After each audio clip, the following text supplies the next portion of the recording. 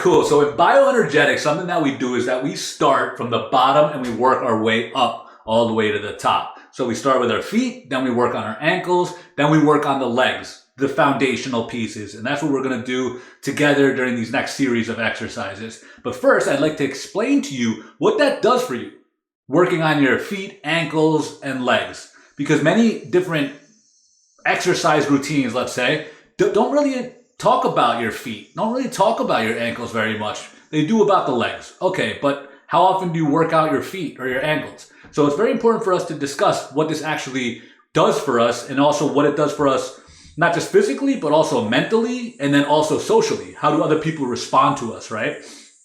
Because one of the main things that you're going to get from working on your feet, ankles, and your legs is that you're going to be able to discharge the energy that comes up very easily, very quickly. So if something happens in your environment that causes you to stir up, let's say, but somebody comes and yells at you or whatever, you can breathe through it and just feel yourself on the ground and be like, and you're here, and that energy, whatever just came up, went down.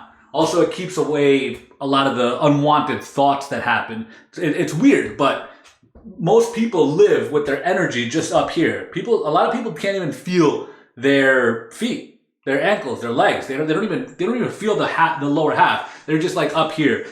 But to not go too far into different personality types, let's talk about what happens when you don't work on your feet and your ankles. For many people, they start running in like weird ways. They have no idea that they're running all jacked up, right? They're jacked up. And then they start feeling like pain in their knees and in their hips. And it's all because it started down below. A lot of times their feet are not balanced on the ground. Maybe their ankles are really tight, so they have to run like this, right? So that's what we do here. We release a lot of the tightness of our feet, of our ankles, in order to know where we are balanced on our feet.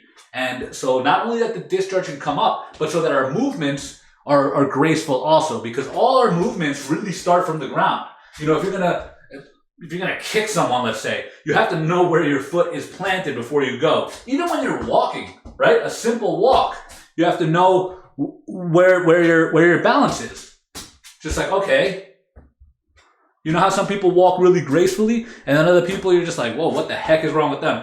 Normally, it all starts right from the bottom. So that's why Alexander Lowen is like, let's start from the bottom and then work our way up. So feet, ankles, and legs.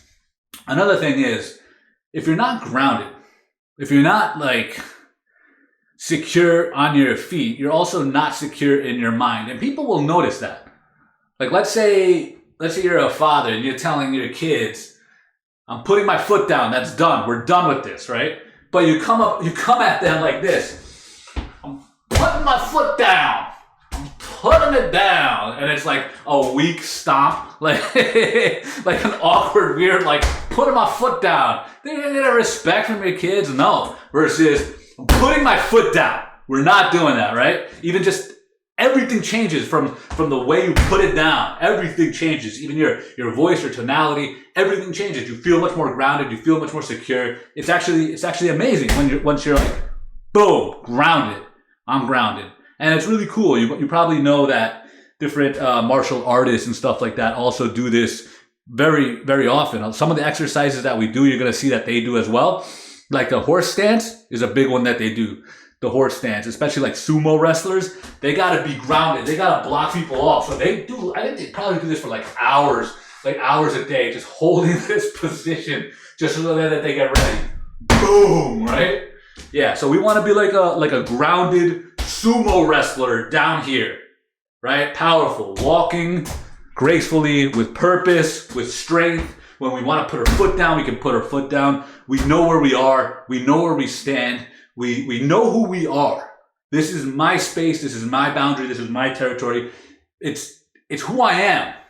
And I'm worthy of being here. I'm worthy of taking up space. I'm worthy of being on this ground.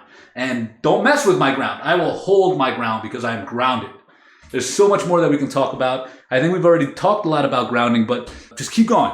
Keep going. We'll start with the easy foundational pieces, everything working our way up, and then we'll go into the more extreme, intense stuff. But the more extreme, expressive, intense exercises will be so beneficial for you if you start off by working this way.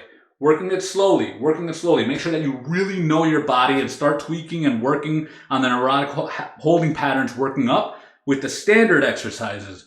And then when you're ready to go into the expressive exercises, powerful releases are coming, all right?